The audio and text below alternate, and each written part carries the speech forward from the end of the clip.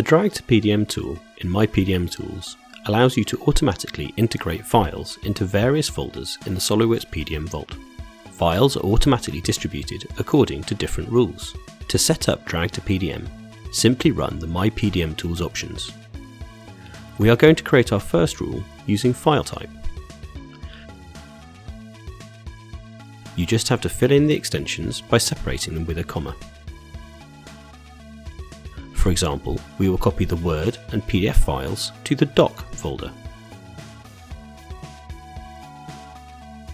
We will add a second rule to distribute the SOLIDWORKS files according to the value of a property.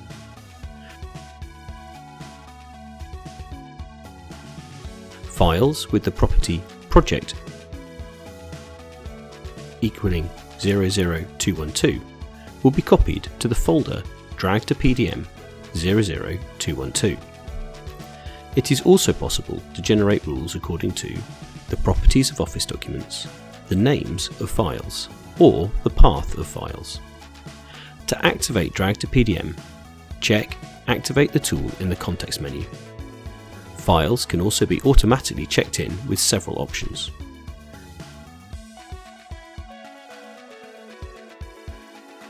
Let's launch DragToPDM using the PDM context menu. Simply drag a batch of files or a folder onto the DragToPDM icon. The tool will then process the documents.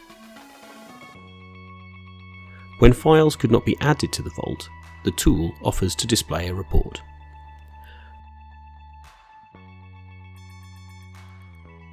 Document files are stored in the specified folder. The project 00212 files are also stored in the 00212 folder.